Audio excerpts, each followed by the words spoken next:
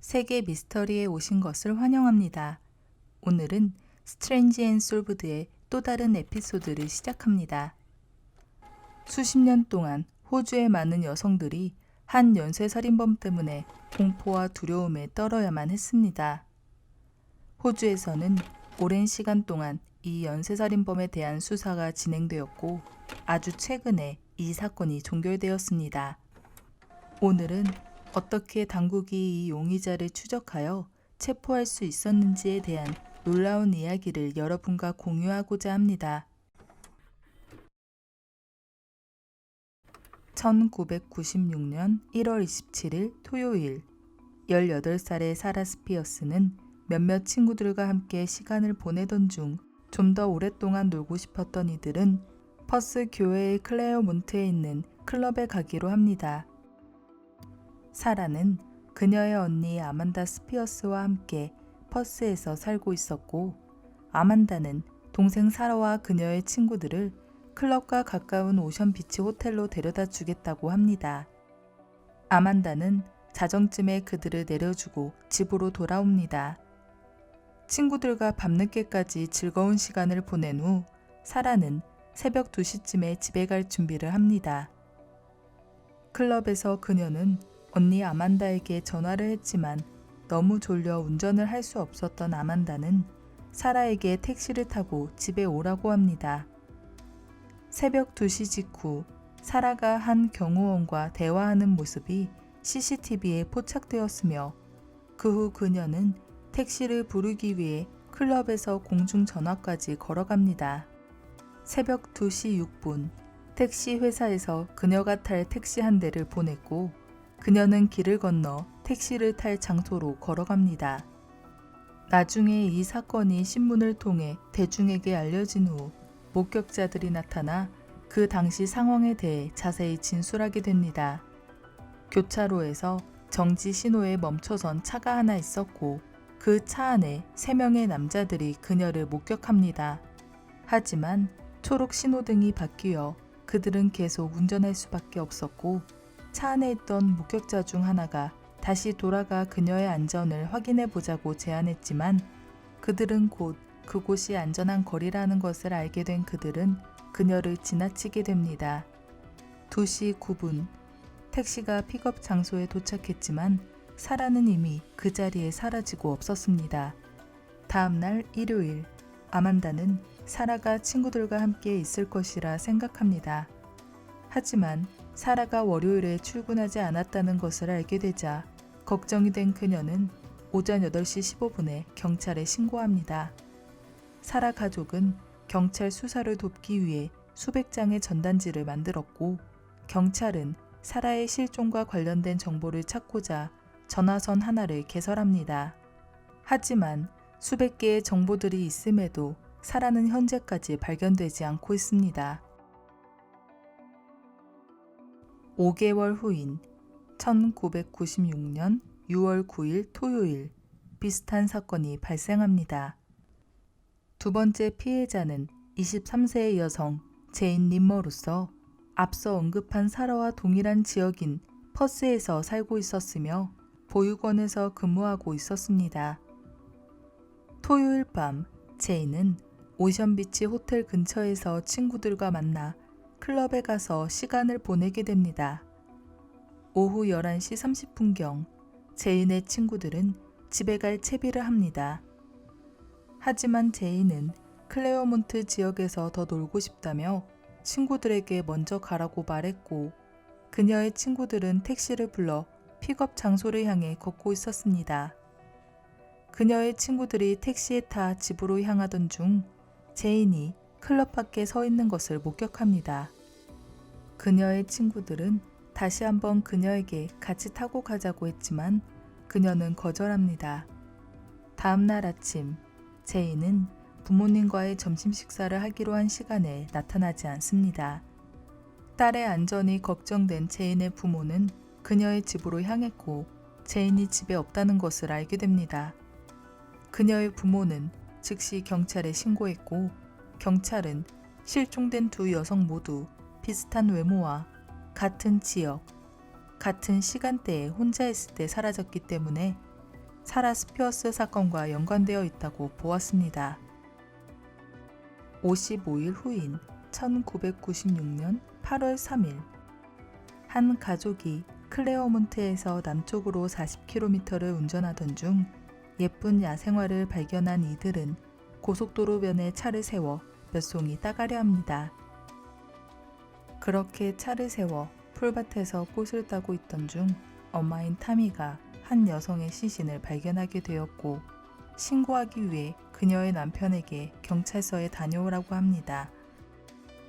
한 인터뷰에서 목격자인 타미의 말에 따르면 안타까운 이 여성의 시신을 혼자 내버려 둘 수 없었기에 그녀의 남편이 경찰과 함께 돌아올 때까지 그 자리를 지켜주고 싶었다고 전했습니다.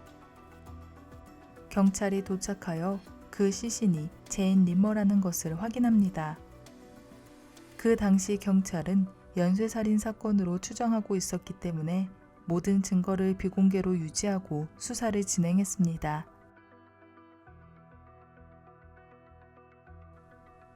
(9개월) 후인 1997년 3월 14일 클레어몬트 지역에서 또 다른 사건이 발생합니다. 27세의 시아라 글렌노는 일본어에 능통한 매우 명석한 변호사였습니다. 그날 밤 금요일 저녁, 시아라는 그녀의 친구들과 일을 마치고 술을 마시러 가게 됩니다. 오후 11시경 그들은 클레어몬트 지역에 있는 식당에 갔고 시아라는 친구들과 20분 정도만 시간을 보낸 후 식당을 떠납니다. 그녀는 클레어몬트 지역에서 혼자 살고 있는 자신의 집을 향해 걸어가고 있었습니다. 버스 정류장에서 한 무리의 남자들이 그녀가 걸어가는 모습을 보았고 흰색 또는 연한색의 차가 그녀의 옆에 차를 세우더니 그녀와 대화하는 모습을 목격하게 됩니다. 이 일행들도 자신들의 대화에 집중하고 있던 터라 잠시 대화 후 뒤를 돌아보니 시아라와 그녀의 옆에 있던 차가 모두 사라져버린 상태였습니다. 다음 날 시아라의 가족이 실종 신고를 하게 됩니다. 경찰은 수사를 계속했지만 단서를 잡지 못합니다. 19일 후인 1997년 4월 3일 한 현지 노동자가 풀밭에서 여성의 시신을 우연히 발견하게 됩니다. 그는 그의 상사에게 바로 알려 경찰에 신고할 수 있었고 시아라 글렌논이라는 여성이라는 것을 확인하게 됩니다. 이때까지 경찰은 살인범을 체포하기 위해 수사에 도움이 되는 정보를 제공하는 대가로 25만 달러까지 제안을 내놓았습니다. 수년 동안 경찰은 정보 유출로 인한 수사의 혼선을 막기 위해 극비 수사로 진행하기로 합니다. 극비 수사로 진행하기 위해서 이 사건을 담당하지 않는 경찰들까지도 극비 수사에 서명하게 됩니다. 사라 사건에 개설된 전화선은 현재까지 2,000통의 전화를 받고 있으며 받은 정보들을 통해 범인을 찾는 데 도움을 주고 있습니다. 하지만 수사 기간 동안 많은 정보와 증거들이 수집되었음에도 경찰은 수년간 어떠한 명확한 증거를 발견하지 못했습니다. 2008년 증거들을 조사하기 위해 현대 법의학 기술을 사용하는 특별 수사팀이 생기게 됩니다. 법의학팀은 이전에 검사하지 않았던 시아라 글렌논의 손톱에서 DNA를 채취해 DNA 데이터베이스와 대조하게 됩니다. 그 결과 1995년 카라카타에서 일어난 미제 사건의 DNA와 일치한다는 것을 알게 됩니다. 하지만 1995년 사건 역시 미제 사건이었기 때문에 용의자를 추적해낼 수 없게 됩니다. 2015년 한 지역 신문에서 여러 범죄 사건들이 연관되어 있다는 기사를 냅니다. 지역 신문을 읽던 한 여성이 1995년에 일어난 사건을 알게 되었고 자신이 겪은 경험과 유사하다고 느낀 그녀는 곧바로 경찰에 알립니다. 1988년 헌팅데일에 살고 있던 이 여성의 집에 한 남자가 침입합니다. 그녀는 크게 소리쳤고 그녀의 비명을 듣고 딸의 방으로 달려간 그녀의 아버지는 창문으로 도망치는 한 남자를 발견하게 됩니다. 그리고 그곳 창문에서 실크 기모노를 발견하게 됩니다. 당국은 1988년에 증거물로 보관된 기모노를 꺼내어 법의학팀의 검사를 요청했고, 그 증거물에서 시아라 글렌논과 제인 림머 사건뿐만 아니라 1995년에 일어난 미제 사건의 DNA와 일치한다는 사실을 발견합니다. 이 유력한 증거물을 토대로 헌팅게일 경찰들은 해당 지역에서 일어난 유사한 사건들을 조사하게 됩니다. 그리고 조사하던 중 한 남성이 잠겨진 미닫이 유리문을 열고 들어오려 한다는 한 여성의 신고를 받게 됩니다.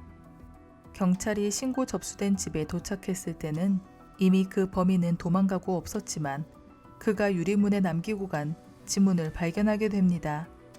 그 지문은 1990년에 발생한 사건과 연관되어 있었기 때문에 수사관들은 한 남성을 용의선상에 올려 조사하게 됩니다. 1990년 당시 22세의 브래들리 에드워즈는 가전제품 수리공으로 일하고 있었습니다. 어느 날 아침 그는 한 사무실에 있는 토스터기를 수리해달라는 요청을 받습니다. 그렇게 사무실에 방문한 그는 여자 직원 혼자 있다는 것을 알게 되었고 그녀를 범하려 시도합니다. 하지만 그녀가 몸부림치고 싸우자 그는 포기하고는 도망칩니다. 그녀는 바로 경찰에 신고하여 브래들리를 체포하게 되었고 그의 지문을 채취합니다. 브래들리는 형사재판에서 집행유예만 받았고 다니던 수리회사에서 승진을 하게 됩니다. 그렇게 경찰이 브래들리를 용의선상에 두고 그를 집중 수사하게 됩니다. 잠복 수사관들은 어느 날 밤 브래들리를 따라 영화관으로 갔고 그가 영화를 보며 마셨던 음료수병을 증거물로 수집하여 DNA 검사를 진행합니다. 분석 결과 그 음료수병에서 채취한 DNA는 그간 일어난 모든 사건에서 나온 DNA와 일치한다는 사실을 알게 됩니다. 2016년 12월 브래들리는 체포되었고 그가 연루된 모든 사건에 대해 면담이 이루어집니다. 그는 모든 DNA 증거가 나왔는데도 불구하고 혐의를 부인했고 2019년 11월 재판이 시작되기 전까지 3년 동안 감옥에 수감되었습니다. 재판 직전 브래들리는 결국 1988년과 1995년에 저지른 범행에 대해 인정했지만 사라, 제인, 그리고 시아라에 관해 저지른 혐의에 대해 계속해서 부인했습니다. 3명의 여성에게 저지른 범죄에 대한 재판이 몇 달 동안 지속되었습니다.